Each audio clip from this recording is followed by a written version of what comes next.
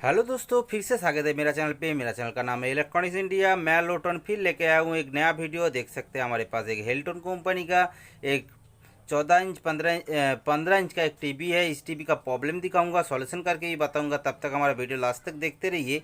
और मेरा चैनल पे जो नया दोस्त है उसको कहूँगा मेरा चैनल को जरूर सब्सक्राइब कर लेना, बेल आइकन को दबा देना, ऑल नोटिफिकेशन ऑन कर देना। जब भी मैं नया नया वीडियो लेकर आऊँगा आप लोगों को मिलते रहेंगे। ठीक है दोस्तों, इस टीवी का प्रॉब्लम क्या है वो पहले बता देता हूँ। दोस्तों, जब मैं टीवी को पावर देता हूँ, पावर देने के बाद जो पावर इंडिकेटर होता है जल के भी बंद हो जाता है। मतलब हमारा टीवी स्टैंड बाई से रिलीज भी हो जाता है, लेकिन कुछ भी हमारा टीवी में पिक्चर नहीं है। मैं एबी कॉर्ड को भी कनेक्ट कर चुका हूँ। एबी कॉर्ड के कनेक्ट करने के बाद भी हमारा टीवी पे कोई भी साउंड भी नहीं आ रहा है। मतलब इसका साउंड और पिक्चर दोनों प्रॉब्लम दे रहा है। इसीलिए क्या करेंगे, एक एक चीज़ को चेक कर लेंगे। और उस चेक करने के लिए पहले टीवी को ओपन कर लेते हैं। ओपन करने के बाद देखेंगे कहाँ पे प्रॉब्लम हो रहा है। ठीक है दोस्तों, क्या करते हैं, टीवी को ओपन कर लेते हैं। दोस्तों, मैंने टीवी को ओपन कर चुका हूँ। ओपन करने के बाद देखेंगे कहाँ पे प्रॉब्लम हो रहा है, जिसके लिए हमारे टीवी पे कोई भी पिक्चर नहीं आ रहा है। जैसे देख सकते हैं हमारा ये 15 इंच का ट्यूब है। ये लोकल मेट का जो मॉनिटर का ट्यूब होता है वो वाला मॉनिटर का ट्यूब है। और ये रहा बेसबोर्ड, ये रहा मेन पीसीबी। ये लोकल मेट का पीसीबी है। इस पीसीबी का प्रॉब्लम देखूंगा कहाँ पे प्रॉब्लम हो रहा है। और इस पे देख सकते हैं हमारा, मैं जब चेक किया तो इस पे जो कैपेसिटर लगाया हुआ है ये वाला कैपेसिटर हमारा फूल चुका है। मतलब दोस्तों, ये वाला कैपेसिटर चेंज करना पड़ेगा। और देखेंगे ये कैपेसिटर के लिए ही ये प्रॉब्लम हो रहा है या कुछ अदर्स प्रॉब्लम है। इसीलिए पहले कैपेसिटर को चेंज कर लेते हैं, उसके बाद पावर देके एक एक करके वोल्टेज चेक कर लेंगे। दोस्तों, एक तो हमारा शायद हमारा पावर सेक्शन सही है, नहीं तो हमारा पावर इंडिकेटर नहीं जलता। फिर भी एक एक पावर को वोल्टेज को चेक करने से पता चल जाएगा हमारा पावर सेक्शन सही है या अदर सेक्शन कुछ प्रॉब्लम दे रहा है। ठीक है, क्या करते हैं, कैपेसिटर को चेंज कर लेते हैं। दोस्तों, मैंने पुराना वाला कैपेसिटर जो था 1000 यूएफ का, ये वाला 25 वोल्ट का कैपेसिटर था। मैंने नया वाला कैपेसिटर कनेक्ट कर चुका हूँ। कनेक्ट कर देने के बाद इसको एक एक करके वोल्टेज को चेक करेंगे तो पता चल जाएगा हमारा सिस्टम पे कहाँ पे वोल्टेज का मिसिंग है या क्यों नहीं हमारा टीवी चालू हो पा रहा है। इसीलिए मैं कैपेसिटर चेंज करने के बाद मैं टीवी को फिर से पावर दूंगा। पावर देने के बाद देखेंगे कहाँ पे प्रॉब्लम हो रहा है। ठीक है, मैं टीवी को पावर दे देता हूँ। पावर देने के बाद मैं देखूंगा जो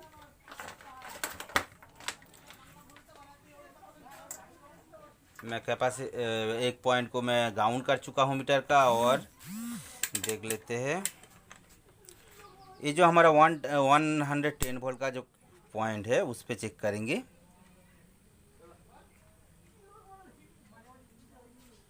क्या हुआ, ओह सॉरी, ये एम्पियर का कनेक्शन पे दिया गया था। ठीक है, इस वाला पॉइंट पे हमारा वोल्टेज आना चाहिए 110 वोल्ट, वो सही है।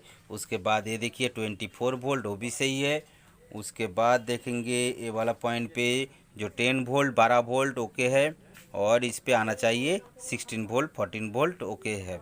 मतलब पावर सेक्शन से जो वोल्टेज आना चाहिए वो वाला वोल्टेज हमारा सही आ रहा है। उसके बाद देख लेते हैं हमारा रेगुलेटर वोल्टेज जो 10 वोल्ट से आके हमारा सिस्टम पे 5 वोल्ट और 8 वोल्ट बनाता है। उसके चेक कर लेते हैं। ये वाला हमारा 5 वोल्ट का पॉइंट है, देख सकते हैं 5 वोल्ट लिखा है। इस पर हमारा 5 वोल्ट आना चाहिए। देखिए 5 वोल्ट आ रहा है। उसके बाद और एक पॉइंट पर हमारा 8 वोल्ट आना चाहिए।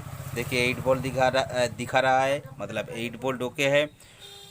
मतलब हमारा रेगुलेटर का वोल्टेज दोनों सही आ रहा है। और रेगुलेटर का वोल्टेज इस पे 5 वोल्ट आता है। और रेगुलेटर वोल्टेज और एक 8 वोल्ट आता है। ये बड़ा आईके के पॉइंट पे वो भी ओके है। मतलब दोस्तों, हमारा रेगुलेटर वोल्टेज भी सेम सही दे रहा है। उसके बाद देखेंगे हमारा ईएसटी सेक्शन।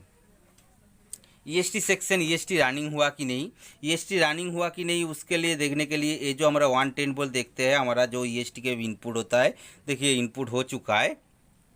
उसके बाद जो 180 वोल्ट या 200 वोल्ट बनाता है उस पर चेक करेंगे। दोस्तों देखिए, इस पर हमारा जो 110 वोल्ट आ रहा है वही 110 वोल्ट आउटपुट किया गया है। ये हमारा जो 180 वोल्ट का जो कनेक्शन दिया जाता है उस पे चेक कर लेते हैं। ये वाला पॉइंट पे देखिए, दोस्तों मैं जो बता रहा था, हमारा जो 180 वोल्ट या 200 वोल्ट बनना चाहिए था, इस पे हमारा वही वोल्टेज बन रहा है जो इनपुट हो रहा है 110 वोल्ट। मतलब हमारा EHT रनिंग नहीं है, और EHT रनिंग होने के बाद जो हमारा 180 वोल्ट या हमारा फिलामेंट के लिए वोल्टेज बनता है, वो वाला वोल्टेज नहीं बन रहा है। इसीलिए इस वाला प्रॉब्लम दे रहा है। और इसी प्रॉब्लम के लिए जो EHT रनिंग क्यों नहीं है वो पता होना चाहिए कहाँ से हो रहा है। एक तो दोस्तों हमारा मेन प्रोसेसर से हो सकता है, जो एज आउट जो होता है हॉरिजेंटल आउट, वो वाला प्रॉब्लम दे सकता है। नहीं तो हमारा कॉयल होता है, हॉरिजेंटल कॉयल या ट्रांजिस्टर जो भी होता है, वो वाला सेक्शन पे प्रॉब्लम दे सकता है। इसीलिए क्या करेंगे, एक एक चीज़ को चेक करेंगे और पता करेंगे कहाँ पे प्रॉब्लम दे रहा है। इसीलिए एक पहले कॉयल का जो वोल्टेज होता है वो वोल्टेज को चेक कर लेते हैं। जो इनपुट पे जो वोल्टेज होता है, ये वाला पॉइंट पे देख सकते हैं हमारा 19 वोल्ट आ रहा है, जो 27 वोल्ट से कनेक्टेड है। और इस पे आउटपुट होता है जो 19 वोल्ट दिखा रहा है। उसके बाद जो वोल्टेज बनने के बाद जो हमारा हॉरिजेंटल सिंक होना चाहिए, वो हॉरिजेंटल सिंक ऑन नहीं है। इसीलिए ही ये वाला पॉइंट दे रहा प्रॉब्लम दे रहा है। मैंने जब चेक किया तो इसके प्रॉब्लम कहाँ से हो रहा है, ये जो हमारा मेन IC लगाया हुआ है, मेन प्रोसेसर, देख सकते हैं। शायद मैं थोड़ा सा जूम करके दिखाने की कोशिश करता हूँ, शायद देखेगा। देखिए पार पिन पे जो पिन लगाया हुआ है IC का पिन, वो वाला पिन हमारा डाई सोल्डिंग दिख रहा है।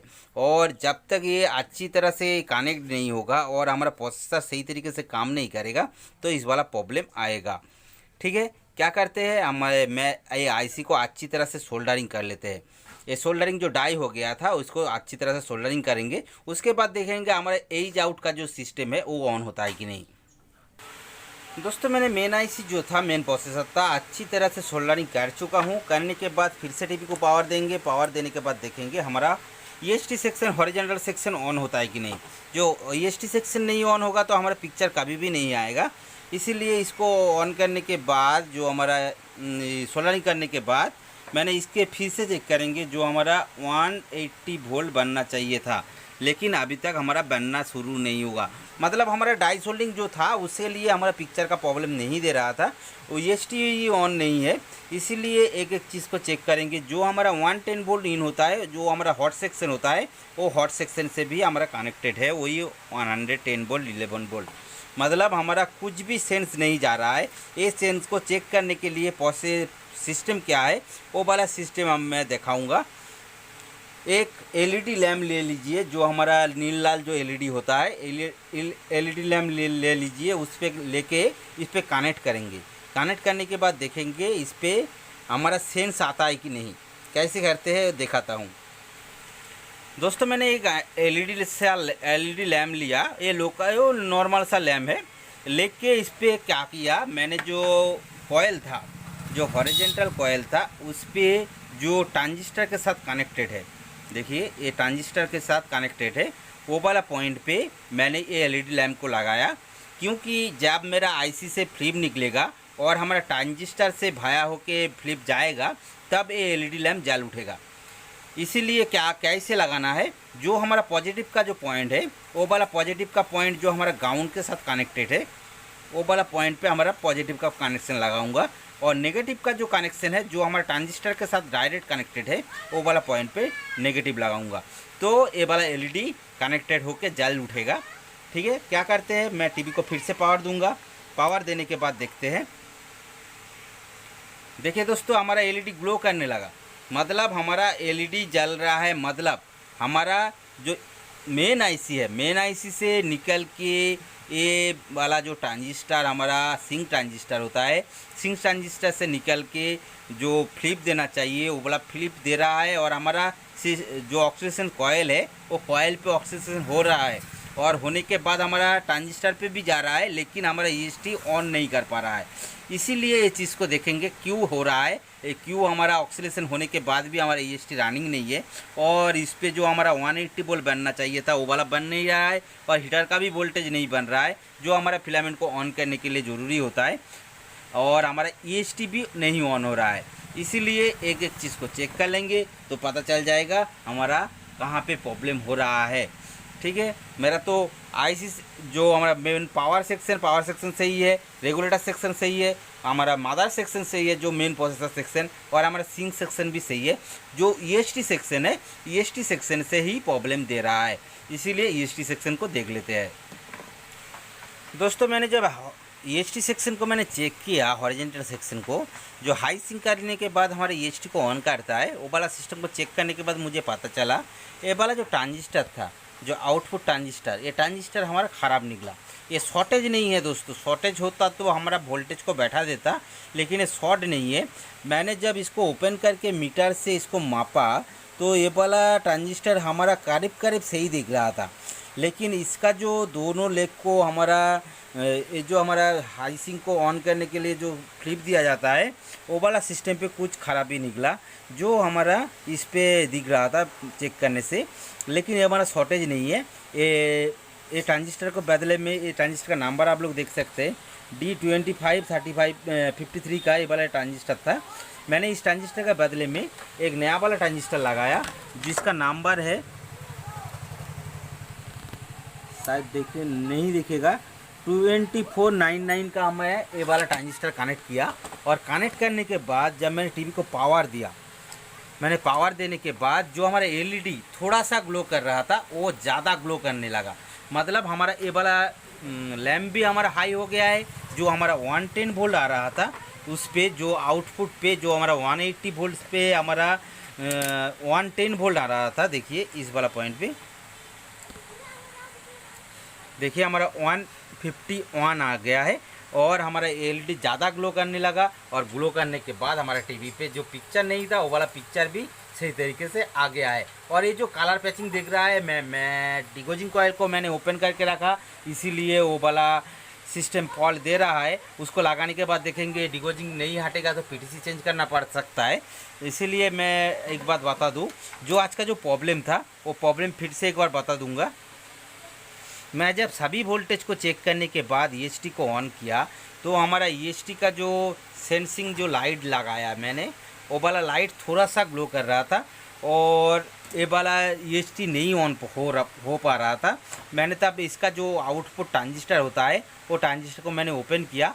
ओपन करके नया वाला एक ट्रांजिस्टर लगाने के बाद मुझे पता चला ये वाला एलईडी ज़्यादा ग्लो करने लगा, हाई सिंक तैयार हो गया, और हमारा ईएसटी भी रनिंग हो गया, और इस पे जो हमारा वोल्टेज आना चाहिए 173 वो भी आ गया, और हमारा जो फिलामेंट जलना चाहिए, फिलामेंट का एलईडी फिलामेंट भी जल चुका है। मतलब फिलामेंट ऑन होने के बाद हमारा एलईडी के जो टीवी का जो स्क्रीन है, वो स्क्रीन पे हमारा पिक्चर भी आ चुका है। मतलब दोस्तों आज का जो प्रॉब्लम था, जो टीवी डेड होके आया था, जो कुछ भी सिस्टम चालू नहीं था, वो पिक्चर टीवी पे जो स्क्रीन पे कोई भी लाइट नहीं था, वो वाला लाइट हमारा आ चुका है, और हमारा टीवी पे भी पिक्चर भी सही हो गया है। ठीक है दोस्तों, मैं क्या करता हूँ, ये डिगोजिंग कॉइल को लगा के देखता हूँ जो हमारा डिगोजिंग सेक्शन पे कुछ प्रॉब्लम हो है या कुछ नहीं है। दोस्तों मैंने टीवी का जो डिगोजिंग कॉइल था उस पर कनेक्ट कर चुका हूँ, और कनेक्ट करने के बाद भी हमारा जो मैग्नेट जो कलर पैचिंग हो गया है, मैग्नेट हो गया है, वो वाला सिस्टम हटा नहीं। मतलब ये वाला डिगोजिंग सेक्शन से ही प्रॉब्लम है। मैं पावर को ऑफ कर देता हूँ, और जब मैंने पीटीसी को चेक किया तो पीटीसी हमारा थोड़ा सा भी हीट नहीं हो रहा है। लेकिन दोस्तों ये जो कॉयल है, कॉयल को कनेक्ट करने के बाद ये पीटीसी हीट होना चाहिए, ऐसे हीट होना चाहिए। मैं टाच नहीं कर पाऊँगा, ऐसे हीट होना चाहिए, लेकिन ये थोड़ा सा भी हीट नहीं है। मतलब अंदर से जो पीटीसी जो है वो पीटीसी टूट गया है, इसीलिए इसको चेंज करना ज़रूरी है। और चेंज करके नया वाला पीटीसी लगाऊंगा, लगाने के बाद देखेंगे हमारा जो डिगोजिंग का प्रॉब्लम है वो प्रॉब्लम सॉल्व हुआ कि नहीं। दोस्तों मैंने पुराना वाला पीटीसी को ओपन कर चुका हूँ। ओपन करने के बाद नया वाला एक पीटीसी लगा चुका हूँ। ये पीएफ वाला पीटीसी है, ये बॉक्स वाला पीटीसी है, ये सेम पीटीसी है, काम करेगा, सेम काम करेगा। उसके बाद मैं क्या करता हूँ, टीवी को पावर देता हूँ। पावर देने के बाद देखेंगे हमारा जो मैग्नेट का जो प्रॉब्लम दे रहा था, वो वाला प्रॉब्लम हटा कि नहीं। देख सकते हैं हमारा जो मैग्नेट हो गया था, वो लाल वाला जो कलर आ गया था नील के ऊपर, वो वाला सिस्टम हट गया है। मतलब ये पीटीसी काम करने लगा, और पीटीसी काम करने के बाद हमारा डिगोजिंग सिस्टम काम करने लगा, मैग्नेट होने लगा, और मैग्नेट होने के बाद हमारा सिस्टम सही तरीके से चल रहा है। मतलब ये वाला डिगोजिंग का जो मैग्नेट पैचिंग का प्रॉब्लम था, वो वाला प्रॉब्लम हट गया है। मतलब दोस्तों आज का जो प्रॉब्लम था, पहले तो टीवी डेड होके आया था, वो हमारा आउटपुट ट्रांजिस्टर चेंज करने से हमारा सिस्टम रेडी हो गया। उसके बाद हमारा सिस्टम पे जो प्रॉब्लम था, वो प्रॉब्लम मैंने चेक किया, तो ये वाला पीटीसी कलर पैचिंग का प्रॉब्लम दिख रहा था, उसको पीटीसी चेंज कर देने के बाद हमारा सिस्टम रेडी हो गया है और हमारा मैग्नेट भी हट गया है। ठीक है दोस्तों, इसी तरह का नया नया वीडियो मिलने के लिए मेरा चैनल को जरूर सब्सक्राइब कर लेना, बेल आइकन को दबा देना, ऑल नोटिफिकेशन ऑन कर देना। जब भी मैं नया नया वीडियो लेकर आऊँगा आप लोगों को मिलते रहेंगे। ठीक है दोस्तों, मिलते हैं नेक्स्ट वीडियो पर, तब तक के लिए दोस्तों गुड बाय।